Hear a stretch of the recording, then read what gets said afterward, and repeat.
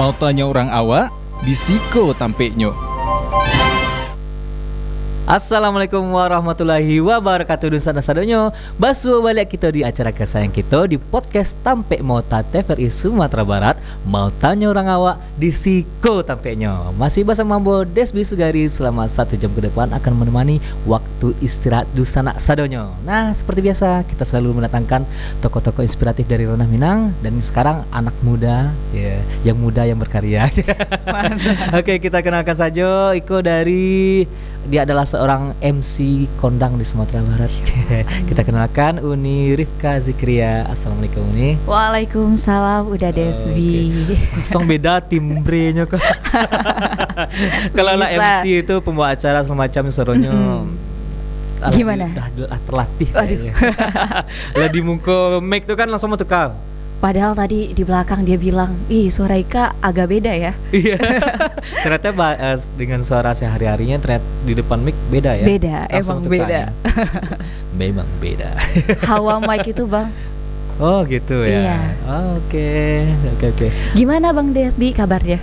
Alhamdulillah sehat. Alhamdulillah. Oh biasa nge-MC juga ya? Enggak. Biasa juga nge-MC ya Bang ya? Enggak. Tapi biasanya kalau sudah berada di pekerjaan yang seperti ini, kayaknya tawaran-tawaran nge-MC ada nih udah pasti. Mulai ya. Udah mulai. Mulai dari ulang tahun. Iya. Kitanan. Oke, Kak. Kepanggilannya Ika. Iya. Oke, Kak Ika. Kau biar lebih Minang Uni Ika boleh. Oh iya, boleh banget Uni Ika. Asli mau nih? Tanah Datar bang, Batu Sangkar. Samo di mana? Sakampang Wak bang? Di mana? Di Salimpawang namanya. Oh Salimpawang Jawa sih. Abang di mana? Awak di Galugandang namanya. Cukup di jauh. Di mana tuh? Rambatan. Oh Rambatan. Kan. Oke. Kalau orang rumah di mana? Di balik yang Salimpawang tuh di Agam. Di Agam. Oke. Oke Uni. MC. Iya. MC Master Ceremony ya. Iya, Master of Ceremony. Master of Ceremony, masternya ya. Masternya dari sebuah acara. Nah, Uni, kenapa bisa terjun ke dunia MC. Ini per MC-an. Nah, aku boleh storytellingnya dari belakang dulu, mungkin dari zaman-zaman umur 1 tahun. Aduh, kepanjangan nanti Bang ya cerita kita. Oke, kenapa bisa jadi MC? Mungkin kalau untuk waktu kecil ya, waktu kecil sampai SMP itu mungkin gak ada kepikiran untuk jadi MC. Mungkin tahu juga belum kadang. Nah, tapi waktu SMA itu udah mulai tuh diminta jadi pembawa acara, tapi bantuin tetangga bang. Oh, bantuin tetangga, ada acara. Ada acara. Oi Rifka, tolonglah. Kayaknya Rifka bisa jadi MC. Biasanya kalau orang-orang yang lagi sekolah, kalau di kampung tuh kan bang, jadi kayak aku bisa untuk memandu acara, mengecek di muka umum gitu. Pokoknya, kan. Kalau juaranya sekolah, aku bisa, apapun bisa. Ya benar gitu kan. Jadi kan ditunjuk lah kan, diminta sama tetangga tuh untuk membawakan acara. Dan alhamdulillah waktu itu kalau kan basic lumayan doleh bang. Jadi belajarnya tuh dari Google, dari YouTube. Oh di zaman Ika KT itu di ada zaman Google? Ika alah aduh. Abang zaman lo berbeda. Oke. Tolong jangan disamakan. Oke, siap. Jadi lah ada Google, ada YouTube. Jadi kalau Google untuk cari naskahnya, Beko kalau di YouTube Ika baru cari referensi acara membawakan acaranya gitu. Ada sedikit kan penggalan-penggalan kalau di YouTube biasanya gitu kan. Tapi enggak sekomplit yang gini. Kalau kini orang apapun bisa di-share. Orang bikin konten ya, dapat pemasukan cuan dari sana gitu. Betul. Tapi kalau dulu ya medianya sangat-sangat terbatas lah menurut Ika. Tapi dari sana Ika kembangkan waktu SMA, dan alhamdulillah waktu itu kalau sebagai feedbacknya untuk Ika dapat 3M plus N. 3 M plus N. Oke. Makasih Ika, makasih Kak Ika, makasih plus nasi bungkus nanti bawa pulang. Enak tuh nasi bungkus ya. Oke. Oh berarti project thank you ya. Thank you ya benar. Thank you, terima kasih gitu kan. Lebih kali konsumsi lah ya lalon. Alhamdulillah, yang penting kan perut kita kenyang gitu kan. Oke, itu di waktu sekolah. Kelas berapa tuh? Waktu kelas 1 mungkin ya bang ya. SMA. Oh SMA. Udah SMA waktu itu. Udah SMA. Siap. Nah setelah SMA, waktu kuliah nih langsung beranjak ya kita ke kuliah. Jadi kan mulai fokus nge-MC itu di tahun 2020. Oh baru. Iya baru. Ika Bener sadar. ya, zaman kita berbeda. Iya benar. Oke. Jadi Ika sadar kalau MC itu bisa jadi cuan gitu ya. Baru di tahun 2020 kemarin. Gitu. Sebelumnya Ika kan duta genre Bang. Oh ya. Oke, Ika duta genre di tahun 2019. Alhamdulillah saat itu memang kalau di genre kan kita sudah terbiasa untuk bersosialisasi, membangun interaksi lah dengan masyarakat gitu kan. Jadi di tahun 2020 ada nih, tiap kita pasti punya kayak apa ya, orang-orang yang berjasa dalam misalnya ketika kita mau membangun usaha, karir gitu. Dan untuk bidang MC pun Ika sama. Jadi ada namanya Bang Panji. Bang Panji pribadi terima kasih banyak. Nanti Ika potong-potong nih videonya khusus untuk Bang Panji. Jadi Bang Panji ini dia salah satu kayak kenalan Ika. Beliau itu di Malaysia. Dia biasa MC juga Bang. Dia biasa MC juga, tapi saat itu dia dapat tawaran nih MC, tapi karena dia lagi di Malaysia, otomatis dia nawarin ke Ika, aku lihat di bio kamu bisa MC, bisa nggak kamu gantiin aku? Ini kakaknya mau kayaknya pernikahan waktu itu, kakaknya mau nikah, bisa nggak Kak kamu jadi MC-nya? Karena sebenarnya kakak ini juga MC dulunya, jadi nggak mungkin kan MC-in acara sendiri. Di acara sendiri nggak mungkin kan? Terus kayak bisa Bang kata Ika gitu. Berapa nih budget kamu? Ika flashback dong. Wih, biasanya dulu cuma dibayar 3M plus N tadi kan gitu. Jadi kayak 250 Bang kata Ika gitu. Itu menurut Ika udah besar tuh Bang. Kiro C-nya kan murah ya lah ya. Dia kaget kan. Serius 250 katanya gitu kan. Bang, batu ketinggian ya kata Ika kan. Enggak, Bang pikir 800 loh katanya gitu. Terus kayak, MC bisa 800 ribu kata Ika kan. Terus kayak dari sana, nanti Ika bincang-bincang aja sama kakaknya katanya gitu kan, perihal budget. Dan saat itu pun Ika sadar kalau kita pengalaman belum ada, masih kayak belum cukup lah ya. Pun maksudnya kayak modal Ika tuh cuman modal berani doang gitu loh Bang. Jadi kayak mau naruh di harga 800 seperti yang dia bilang tadi kayaknya nggak mungkin juga kan. Jadi Ika taruh nih di harga 400 ribu gitu kan. Ternyata setelah nge-MC dibayar 500 ribu gitu. Dikasih lebih gitu. Puas lah ya gitu kan. Dikasih 500 ribu. Setelah seminggu kemudian ada lagi nih yang ngubungin Ika. Ternyata itu tamu undangan yang dari tempat Ika MC pertama ini. Oke. Iya. Ika, ini ibu ada acara di Pasaman Barat, bisa nggak Ika bantu nge-MC-in? Di sana Ika sadar gitu loh. Ternyata ketika kita memberikan penampilan yang terbaik, apalagi kalau MC, yang paling penting itu adalah skill kemudian attitude-nya. Betul. Kalau dua ini udah dipegang nih ya Bang ya. Seperti yang sering Ika bilang juga, 100 orang audiens tamu undangan itu berpotensi jadi klien kita berikutnya. Betul. Jadi kayak Ika pun sekarang mungkin memang masih independen ya, belum tergabung apapun manajemen, IO atau WO gitu kan. Tapi alhamdulillah gitu, dari klien-klien, kenalan, tamu undangan kan semuanya ada di sana ya Bang ya. Betul. Dari yang paling biasa aja, yang menengah, bahkan yang tamunya lah. Iya, betul. Yang di atasnya lah gitu. Semuanya ada. Jadi ketika kamu ke tamu prioritas. Prioritas. Dan pasti kan mereka bakal kenal kita. Jadi kalau kita mampu memberikan penampilan yang terbaik, kayaknya kita bakal dapat tawaran job lagi dari sana gitu. Ya benar sih. Kalau misalnya tawaran pertama atau tawaran kedua dan segala macamnya, misalnya kita tampil, misalkan udahlah budgetnya segitu aja. Cuma walaupun budget cuma segitu, kita tetap mengeluarkan ibaratnya apa yang terbaik dari diri kita. Keluarkan apa yang terbaik dari kita. Itu sebenarnya kayak kita nge-MC di acara entahlah Barale, walaupun acara nggak besar-besar, tapi itu adalah wadah atau tempat bagi kita untuk beriklan sebenarnya. Promosi kita dibayar, kita promosi. Kan jarang tuh awak promosi tapi awak yang dibayar kan? Betul kan? Awak promosian diri awak gitu, tapi malah awak yang dibayar. Itu ada audiens yang nih calon-calon, tapi kita nggak tahu nih yang main calonnya. Tapi kita berikan yang terbaik dulu. Kita nggak tahu rezeki datang dari mana. Bisa dari mana saja gitu ya Bang ya.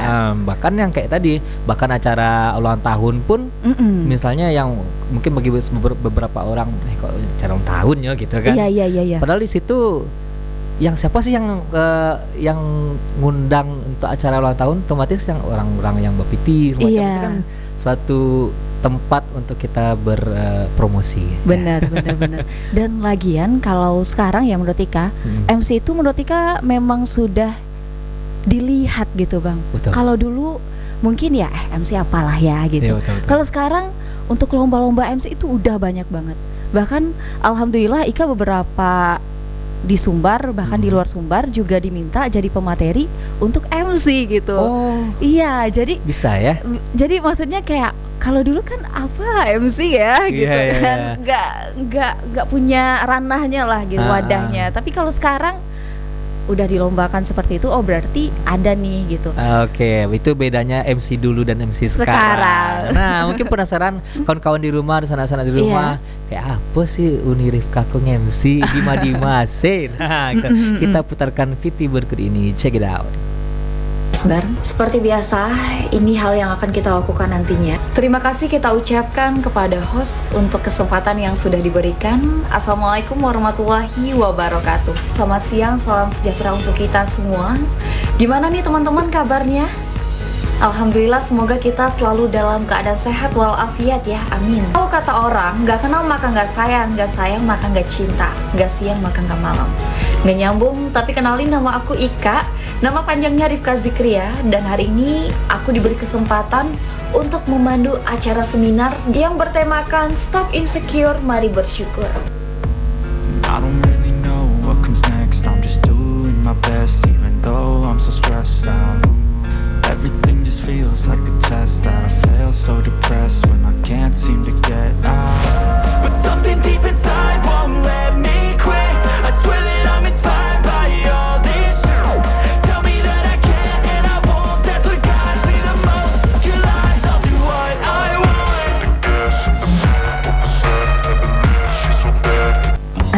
Jadi juri MC lagi nih. 19 Februari 2023. Peserta lomba MC formal kali ini itu keren-keren banget. Semoga keputusan ini berada di tangan yang tepat. Dan karena kita tahu di atas langit masih ada langit, jangan pernah merasa puas untuk ilmu.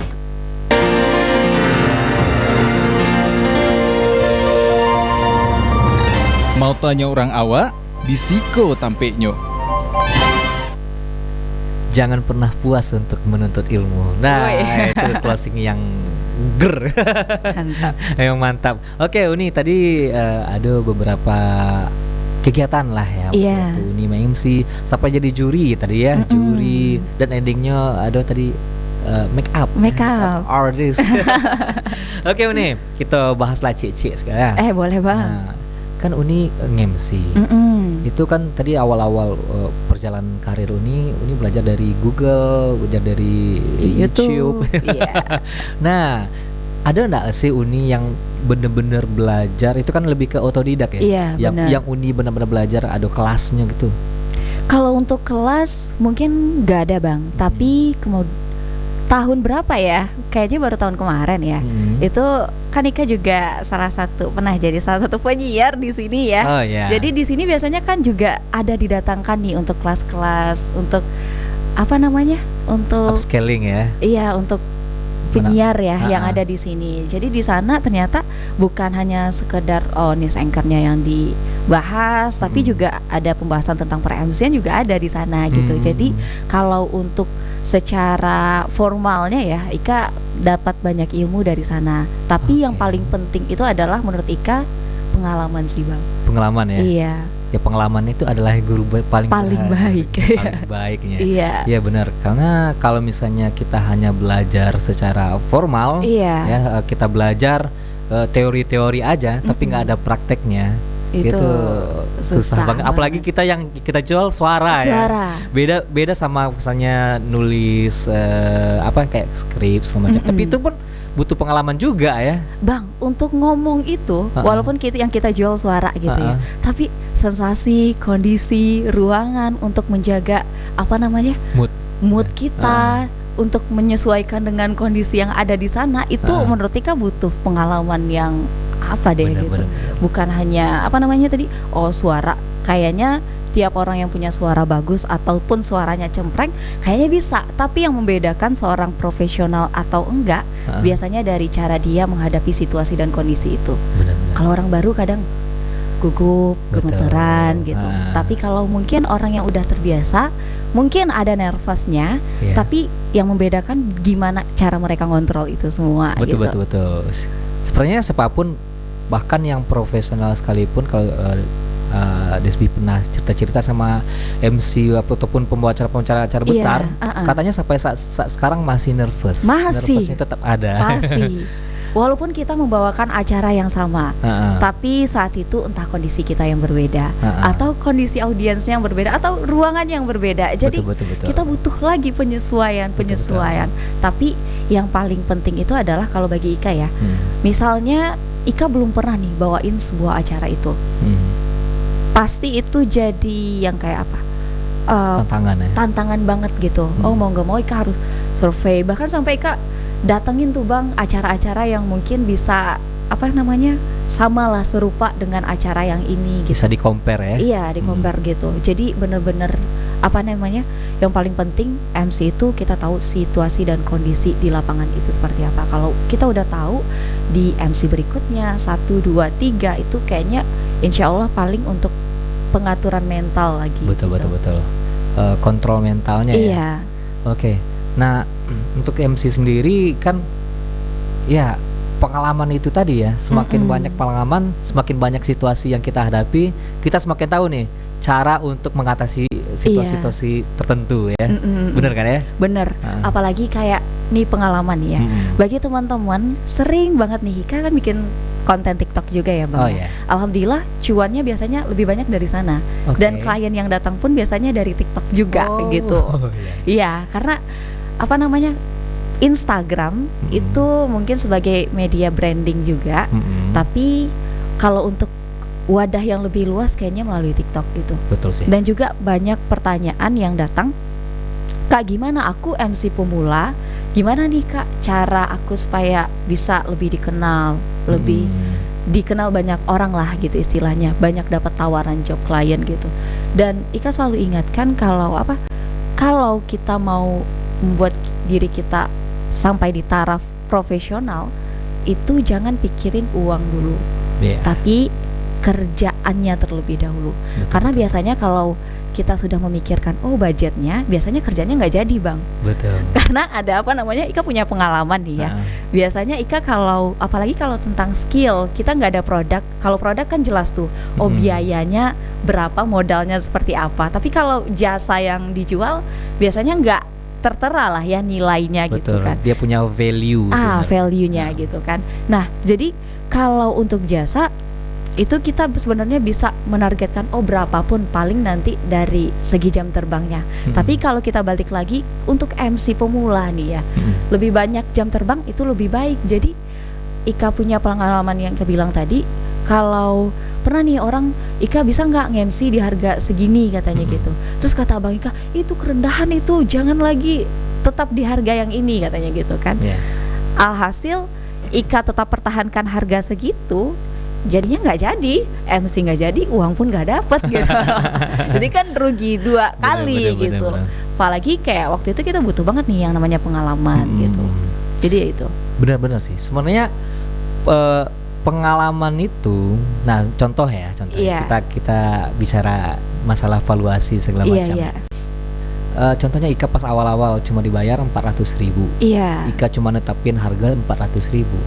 Sebenarnya Ika sudah dibayar 800.000 ya, seperti harga yang dibilang Abang tadi, Abang Panji tadi. Kenapa? 400.000 yang lagi Ika bayar untuk pengalaman Ika. Wah, bener nggak? Iya kan? Karena pengalaman itu yang mahal sebenarnya. Dikasih kesempatan untuk bawain acara yang sebelumnya Ika belum pernah coba, tapi Ika mau dibayar 400.000. Sebenarnya di 800.000 tadi, 400.000 lagi Ika bayar untuk pengalaman. Iya. Bener nggak sih? Bener banget. Nah, semakin banyak pengalaman Ika dibayar dengan misalnya 400.000 naik ke 500.000 segala macamnya. Yang lebihnya itu adalah untuk investasi untuk masa depannya. Iya, bener sih. Oke, nah di sana kita akan bicara lagi tentang MC Mungkin ada di sana yang Nio belajar tentang MC, kita akan kupas setelah Jangan kemana-mana, kita akan kembali lagi setelah pesan-pesan berikut ini.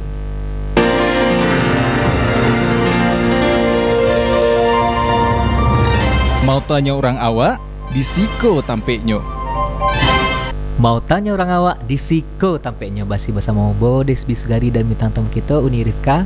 Oke, di sana sadenyo jangan lupa saksikan podcast Tampek Mau Tako setiap hari Senin dan Selasa pukul 2 siang di TVRI Sumatera Barat. Bisa sanak tonton live di Instagram, Facebook maupun YouTube-nya TVRI Sumatera Barat. Bisa juga sanak tonton di aplikasi TVRI Klik di Play Store dan App Store, bisa sanak download. Oke, Uni Rifka. Iya, lanjut ya, Desbi. kita lanjut. berbagi tentang per-MC-an lah. Nah, Kak, mungkin di sana di rumah pengen belajar lah seketik. Iya. Kita gantung-gantung. Nah, untuk jadi MC itu apa sih modal awal pengen untuk jadi MC?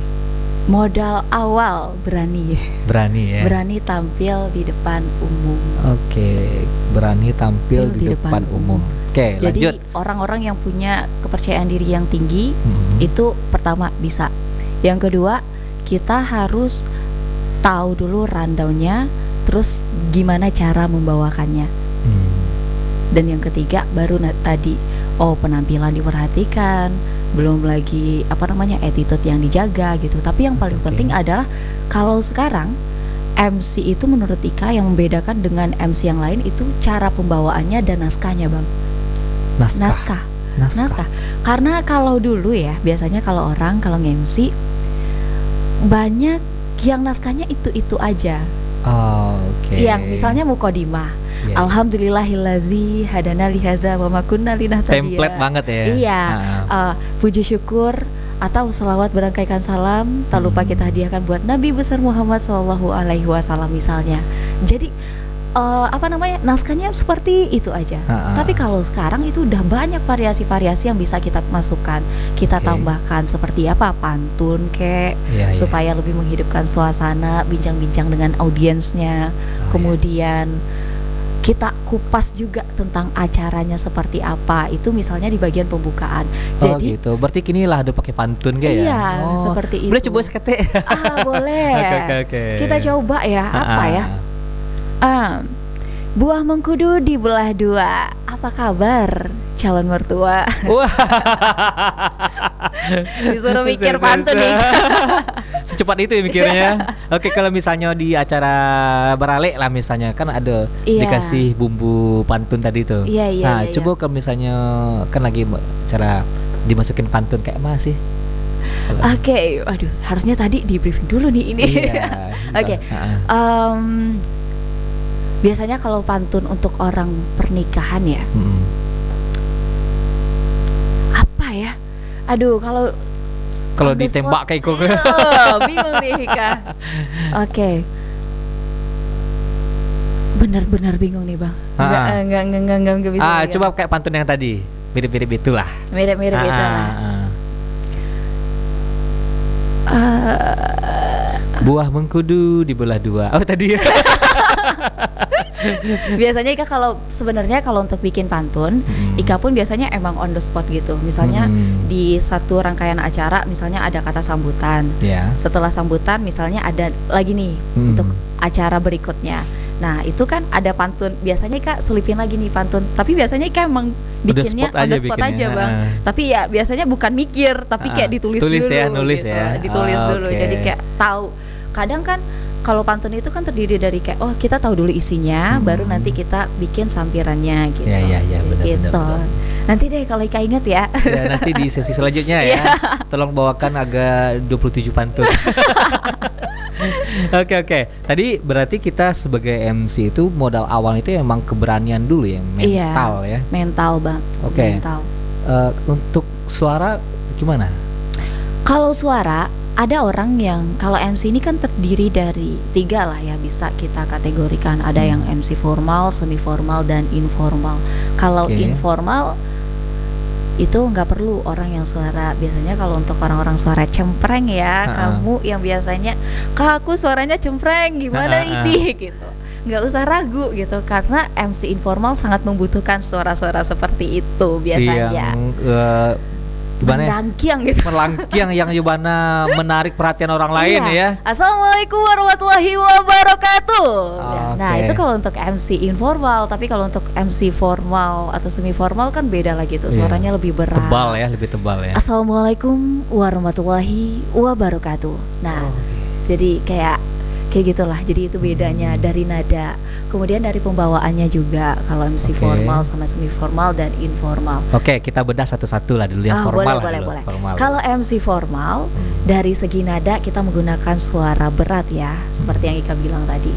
Kemudian kalau untuk teks itu baku bang, jadi kayak kita tinggal baca membawakan acaranya. Jadi misalnya kalau Ika bilang tadi naskahnya itu kita rancang, kita rangkai, tapi kalau untuk MC formal sebaiknya tidak. Biasanya kayak kita memang ngikut naskah dari panitianya atau kliennya gitu. Ada briefnya. Ada briefnya lah gitu. Tapi ada juga nih pertanyaan Kak, misalnya kalau untuk acara-acara fakultas atau acara-acara univ, pokoknya acara yang dia itu formal, tapi enggak terlalu formal, jadi kayak semi lah ya. Okay. Tapi ada rektornya Kak, ada yang menghadiri gubernurnya Kak, itu gimana? Jadi kalau dalam formal itu Bang, ternyata ada dua lagi nih, ada dua juga cabangnya. Oke. Ada yang sangat formal, ada yang formal gitu.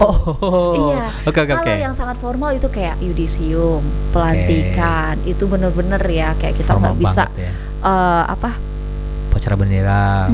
Kita nggak bisa memvariasikan kata-katanya. Tapi kalau ternyata di acara formal, MC formal itu masih bisa kayak kita kasih pantun atau apa, tapi tidak menghilangkan konteks naskah yang sudah diberikan panitianya gitu. Beda lagi baru nanti kalau semi formal beda lagi gitu. Dan untuk kayak gerakan gesture ini yang sangat penting gitu ya.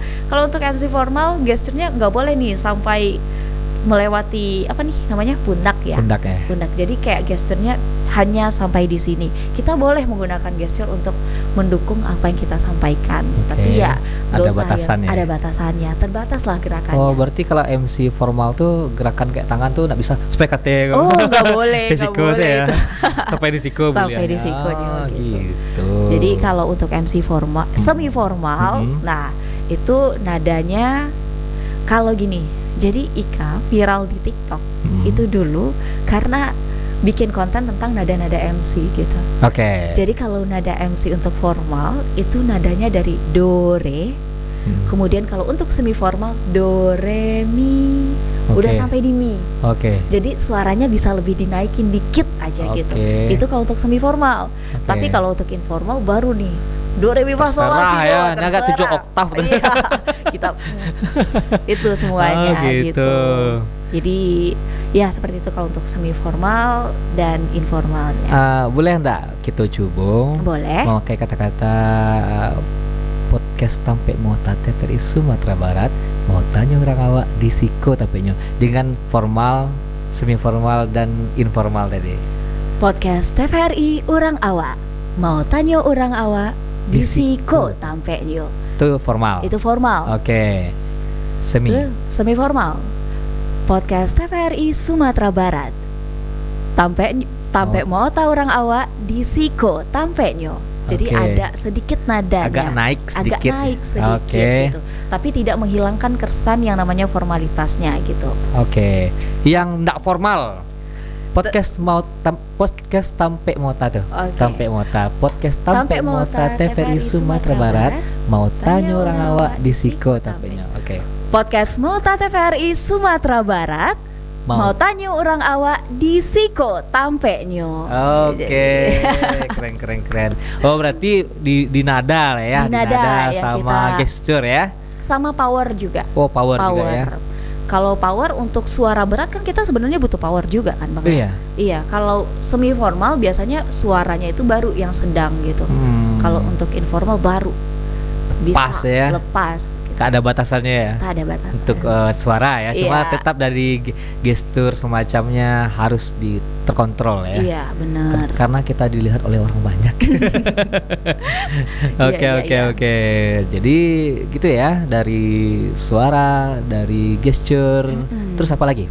dari suara, gesture, pun misalnya penampilan. Oh ya, itu penampilan. penting Oke, banget penting gitu. banget ya. Kadang ada orang misalnya acaranya formal, tapi kayak sebaiknya pakai blazer atau kayak pakai batik lah gitu. Iya, iya. Jadi memang benar-benar harus bisa menyesuaikan dengan jenis acaranya seperti apa, pakaiannya seperti apa. Jangan sampai acaranya formal itu pakainya colorful, Polka dot ya. colorful gitu ya. Jadi kayak iya, dari iya, segi iya. warnanya aja udah ngejreng gitu kayaknya Iya, betul. kurang enak dilihat gitu ya Pak. Oh, oke, itu ke formal ya. Formal tuh ya disesuaikan lah. Berarti intinya kalau kita nge-MC harus tahu dulu nih, ini acaranya apa sih gitu Iya. ya. Acaranya formal Kak. Berarti Kak harus pakai blazer segala macamnya ya untuk penampilan.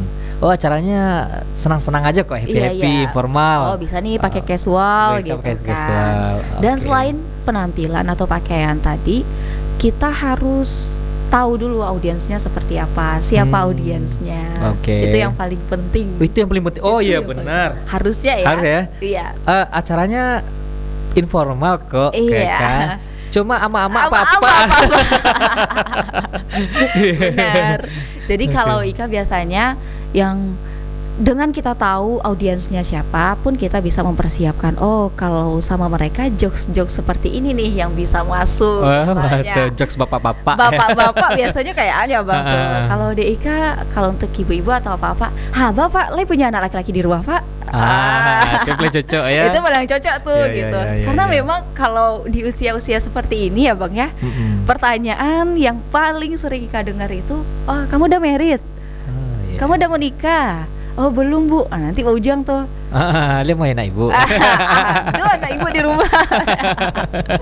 Seperti Oke, itu. oke. Tapi kalau misalnya kalau dalam acara ya kita menggunakan itu untuk menghidupkan suasana. Bener. Dan Nice. untuk kalau untuk generasi muda misalnya itu lebih banyak aja bang stok gombalannya. Oh Iya. Kita lebih langsung ke si anaknya si audiens ini ya. Audiensnya Gombalnya. gitu. Kalau tadi kan Gombalnya. nembak bapaknya untuk cari anaknya. Cari anaknya. Oh ini langsung nih gitu. Oh, gitu. Misalnya kayak teman-teman aku punya pantun nih tapi nanti tolong ditimpali pakai kata-kata cakep ya gitu. Oke. Nanti katanya dateng nih. Tadi aku bilang apa? Timpali pakai kata-kata cakep. Ya. Aku cakep nggak? Enggak. Ya, ban, gagal nih pantun gue. Cakep gitu Cakep, saya. kamu juga kok cakep. Oh, gitu. Biasanya itu contohnya. Kurang briefing lah. Oke. Oh, kayak gitu ya. seperti itu. Oh, berarti untuk jadi MC sebelum kita misalnya accept nih untuk terima terima tawarannya. jobsnya Iya. ya, terima tawarannya. Ini acaranya apa? Formal. Iya. Contohnya gitu ya. Formal, semi formal atau informal. Yang kedua, audiensnya siapa? Itu harus tahu dulu ya. Tahu dulu. Apa kah, ama kah, atau anak muda atau anak-anak misalnya. Iya. Atau malah inyo masih muda, tapi dia pejabat semacamnya kan. Masya Allah. Beda lagi ya. Beda lagi, Bang. Aku siap jadi Aku siap jadi ibu pejabatnya. pendamping. Terus sama penampilan tadi ya. Iya, penampilan tadi. Acaranya acara pemerintahan, beda bajunya gitu Iya. kan. Walaupun dia kadang dia acara maksudnya apa-apa pejabat. Cuma acaranya kayak di pantai gitu kan beda lagi beda ya. lagi, Betul, beda betul. lagi. Jadi tahu dulu formalnya. Siapa itu segmen marketnya siapa nih, Iya. audiensnya siapa. Habis itu baru deh menyesuaikan penampilan, Iya. jenis suaranya yang tadi ya. Berarti yang kayak suara kita itu lebih ke teknisnya aja ya. Setelah tahu formal apa enggak formalnya, segmen marketnya siapa. Iya, benar. Oke. Terus ada lagi ya? Penasaran nih. Selain itu, selain tentang ketika kita udah tahu audiensnya seperti apa, dan juga misalnya kayak anak-anak tadi, tinggal nih satu. Kalau Iya. untuk anak-anak, kadang orang yang susahnya itu, Kak kalau yang si anak-anak gimana nih cara membawakan suasananya? Anak-anak itu bang suka sama yang namanya hadiah. Oke. Jadi iming-imingkan saja mereka. Oh, kakak ada hadiah ini nih, tapi syaratnya harus kumpul dulu di sini. Pasti mereka bakal ngikut tuh sama kita. Jadi kalau untuk anak-anak hadiah ditawarkan, kalau untuk lebih kaum zilenial ya, milenial itu lebih kayak kegombalan yang masa kini yang masuk ya jokesnya gitu. Kalau untuk bapak ibu ya kayak tadi lebih banyak interaksi aja sama mereka gitu. Karena dia gampang ngantuk ya. Iya, bener. Dan Ika pun kebanyakan kalau nge-MC lebih banyak sekarang ibu-ibu audiensnya, ibu-ibu, bapak-bapak. Jadi memang kayak jadi satu tantangan juga untuk Ika gitu. Ya, apalagi yang kayak audiensnya yang orang tua ya, orang-orang yang sudah kaum apa deh, baby boomers. Baby boomers itu tantangannya dia gampang ngantuk, gampang bosan, apalagi acaranya formal ya. Formal. Itu berarti ada jurus-jurus lain nggak kayak ice breaking? Iya, ice breakingnya. Jadi kalau untuk acara formal, apalagi kalau audiensnya itu orang tua, ibu-ibu ya. Jadi jangan takut juga untuk mengambil peran, walaupun sebenarnya kayak dari panitia kita di briefing seperti ini. Tapi biasanya kayak gini kan, biasanya kalau untuk acara formal nyanyikan lagu Indonesia Raya. Habis itu misalnya nanti sebelum kesambutan, nanti kita ajak dulu nih bapak ibunya untuk mencairkan suasana ya. Mencairkan suasana kayak ngobrol atau bincang-bincang ringan tentang acara ini gitu. Sesimpel kayak, ibu tadi kesininya pakai apa gitu. Udah sarapan belum? Nah, harapan ibu datang ke sini apa? Nanti dapat uang transport kah atau apa kah gitu. Tapi nasi kotak. Nasi kotak kah gitu. Jadi kayak sebelum kita masuk ke acara berikutnya gitu. Jadi memang untuk mencairkan suasana di acara MC formal, apalagi audiensnya ibu-ibu ya butuh hal seperti itu gitu. Dan juga yang paling penting yang Ika bilang tadi, kita butuh menarasikan naskahnya Bang. Jadi jangan sampai ya, kalau sekarang Ika kan pernah juga tuh kan beberapa kali jadi juri MC, itu kebanyakan mereka pasti nge-MC-nya itu masih pakai logat pidato. Tahu nggak? Pernah denger nggak? Pernah, tapi mau disampaikan kan? Nah, kita tahan dulu nih biar teman-teman di rumah penasaran kayak sih yang logat pidato. Oke, di sana-sananya kita pending dulu. Kita akan kembali lagi setelah pesan-pesan berikut ini. Jangan kemana-mana.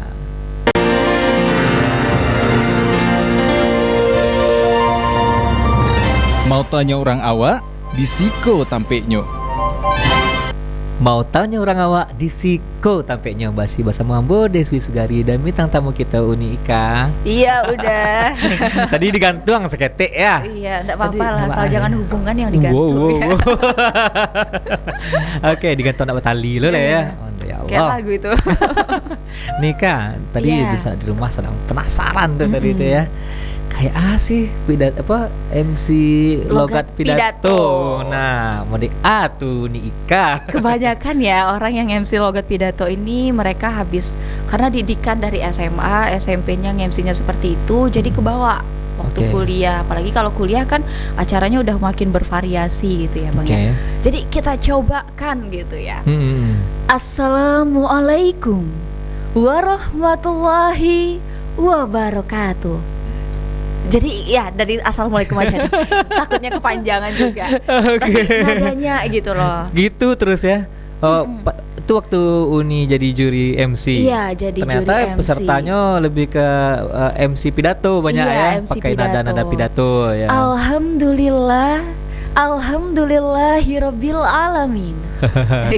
Oke. Padahal sebenarnya harusnya MC-nya itu memang nadanya ya standar aja gitu, tapi paling di di intonasinya yang dimainkan gitu. Ya benar-benar. Itu kayak rasa-rasa didikan subuh. Iya, didikan subuh itu didikan subuh itu. Didikan subuh. Janji didikan subuh. Oke, berarti ya kalau itu sebenarnya emang didikan subuh atau emang pidato emang aman ya kayak tadi nada-nada gitu ya. Oke, berarti ya. Cuma untuk dibawakan ke acara lain beda lagi. Beda lagi. Benar-benar. Sama kayak kalau tiba di broadcasting semacamnya beda lagi. Beda kan lagi ada tuh. Ya. Acara gosip beda lah ya. Oh, beda. Yang sayang untuk dilewatkan. Gitu beda loh lucu jadinya Bang. Oke, berarti harus bisa menempatkan sesuatu pada tempatnya lah itu ya. Kalau kita acara yang formal, acara gini formalnya kayak mana dulu ini lagi intonasinya. Berarti harus pandai lah merubah intonasi yang tadi, kalau acara formal kayak gini, acara informal kayak gini, acaranya anak-anak kayak gini lagi Iya, nadanya. iya, Oke. benar. Berarti orang-orang MC ini kreatif ya. Harus Keren Bang. ya. Menurut Ika MC itu layaknya aktor. Jadi kita yang merancang, bukan aktor atau produser ya itu ya. Jadi kayak kita rancang naskahnya, nanti kita juga yang membawakan. Acaranya seperti apa itu tergantung kita semuanya. Jadi sebenarnya kayak MC itu dibayar mahal, menurut aku nggak apa-apa sih itu. Iya. Karena memang Worth it lah ya. tanggung jawabnya itu sebesar itu gitu loh. Iya, apalagi kalau bertemu dengan berbagai kondisi tertentu yang di luar Nurul ya. Di luar nalar. Nah, untuk Nika sendiri pernah enggak bawa situasi-situasi yang tadi yang di luar nalar, misalnya di luar pokoknya unconditionally lah gitu. Banyak. Ya, contoh-contoh. Banyak. Jadi misalnya ketika di situasi nge-MC, pengisi acaranya belum datang nih, otomatis kayak kita harus ngasih bridging lagi ke mereka, ice breaking gitu. Atau misalnya ketika salah nyebut nama, itu kelihatannya sepele, tapi kayak keingatnya itu bisa 2 minggu, 3 minggu ke depan itu masih keingat itu. Kok melakukan ini ya? Apalagi kalau untuk kita para cewek ya, overthinking kadang gitu ya Bang ya. Jadi kadang misalnya kan kita dari segi pengalaman itu kan kita pasti punya evaluasi tersendiri. Betul. Jadi hari ini masalahnya seperti ini, kesalahan yang aku lakukan ini gitu ya. Jangan sampai besok melakukan terulang hal yang lagi, sama. betul. Tapi ketika besok kesalahan itu memang nggak keulang, tapi ada masalah baru lagi gitu. Ketika masalah satu selesai ada lagi masalah yang lainnya. Lagi masalah yang lainnya. Belum lagi misalnya kalau panitianya nggak briefnya itu nggak terkonsep, nggak bagus terkonsep ya. gitu. Jadi memang kayak kita MC sebenarnya kayak orang kalau misalnya apa-apa yang terlihat kan MC gitu. Jadi kalau salah pun MC yang jadi yang disalahkan. Sasaran ya. Misalnya gini, udah dikasih nih brief, nanti penghormatannya sapa bapak ini gitu. Ya, betul. Tapi tiba-tiba ketika biasanya kalau Ika nih ya, kalau Ika tanya dulu, bapak ini datang nggak? Bapak ini mana nih orangnya? Ini mana nih orangnya? Jadi ada satu kali waktu itu Ika lihat nih, bapak ini bapak bupati ini nggak ada nih di sini. Kok di sini masih tetap bapak bupati gitu kan? Jadi ketika Ika sampaikan atau bacakan gitu, ternyata kan memang ada yang mewakili gitu kan Bang ya. Jadi kayak nanti orang tuh komplainnya ke Ika, Pak Bupati kan nggak datang, tadi bapak ini loh yang mewakili gitu. Jadi orangnya komplain ke kita, padahal sebenarnya kayak kita hanya menyampaikan apa yang disampaikan oleh panitianya, kliennya gitu. Jadi memang untuk para MC ya di luar sana, sebelum acara itu dimulai, briefing itu sangat dan teramat penting. Dan juga ketika acara pun sudah dimulai, kita itu harus tahu siapa aja yang datang, siapa aja yang namanya ada di kertas kita, itu kita udah tahu nih orangnya yang mana. Bahkan sesimpel kayak gini, bapak ini mau ngasih sambutan, kita harus tahu dulu nih bapaknya ada di lokasi atau enggak. Misalnya beliau terima telepon keluar, sementara kita udah manggil ini Bang. Jadi kan kayak ya hal-hal seperti itu hal kecil tapi memang harus diperhatikan gitu. Nah bahkan pernah dengar dari teman-teman MC ya, dia itu pernah kayak di blacklist gara-gara dia salah nyebutin nama apa gelar gitu. Gara-gara itu, padahal kan kalau MC kan cuma bacain aja, bacain apa yang tertera. Nah tapi dari si pengisi acara yang lihatnya tuh MC yang garda terdepannya lah, yang dia yang ngucapin itu nama saya salah, pokoknya besok acara saya nggak mau dia yang MC-nya gitu. Kamu nggak pakai lagi. Nggak kepake lagi, padahal kan nggak pure salahnya si MC. Nah itu tadi yang mungkin dibutuhkan oleh seorang MC biar bagus dan terhindar dari masalah-masalah adalah koordinasi dengan panitia acaranya, emang intens ya. Dan IO-nya jangan sampai hal-hal kecil-kecil kayak gitu. Sebenarnya hal kecil tapi berdampak besar bagi beberapa orang. Ya apalagi kayak pejabat-pejabat, dia namanya itu, nama saya bukan itu, gelar saya bukan itu, katanya kan. Kadang ada Jul, harusnya sayang dipanggil duluan. Nah gitu urutan iya, itu urutannya. ya. Pernah jadi kayak gitu ya? Pernah ada. Jadi benar-benar yang kayak ya harus lebih hati-hati dan lebih banyak cari tahu dan nanya gitu.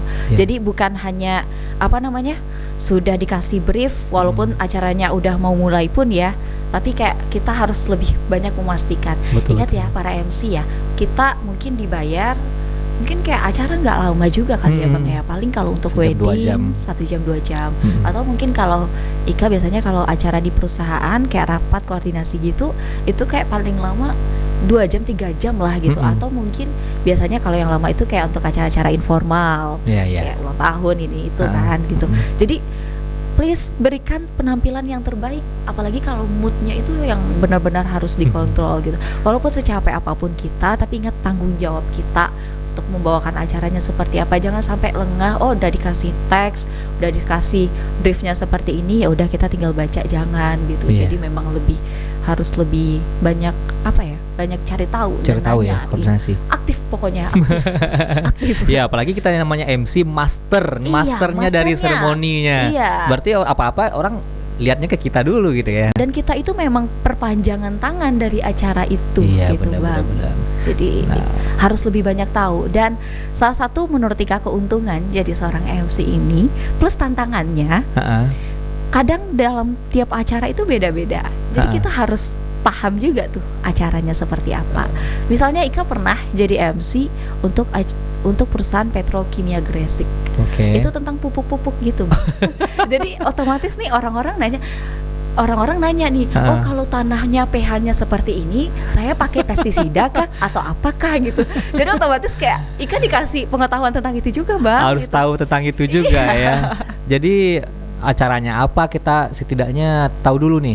Misalnya acara tentang pupuk memupuk, kita tahu dulu perusahaannya apa, ekspor impornya apa. Jadi bener-bener kayaknya Ika ngerasa ternyata ilmu marketing gua aku kepake nih di sini gitu. Jadi kayak kan Ika manajemen juga. Jadi kayak biasanya kalau untuk acara-acara kalau perusahaan biasanya kan untuk HUT RI ini seperti HUT perayaan ulang tahun ini gitu kan.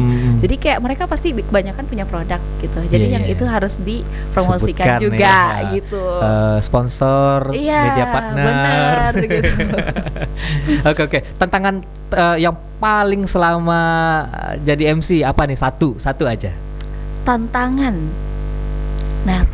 nervous ya. Semua orang ya. Semua orang itu pasti mengalami yang namanya nervous.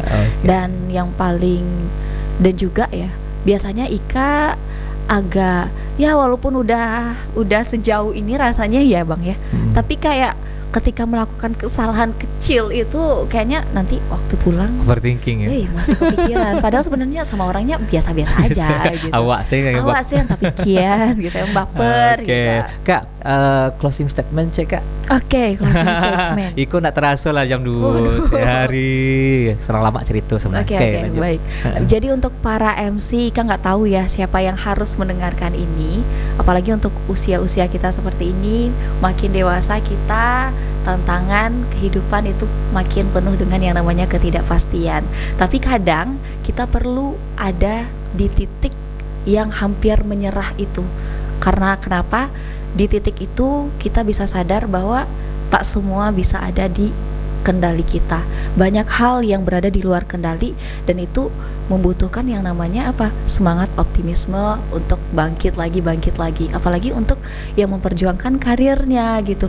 Jangan sampai, ini menurut Ika pribadi ya, teman-teman, kalau kita wanita menikah itu adalah solusi dari segala masalah, bukan. Jadi please, kalau masih ada waktu, karir terlebih dahulu, perjuangkan itu semua, bahagiakan keluarganya, dan ya insya Allah kita akan menemukan banyak hal dari yang kita punya. Thank you Kak Ika, closing statementnya sangat deep ya, sangat dalam. Terima kasih Kak Ika lah datang ke podcast Sampai Mota TVRI Sumatera Barat.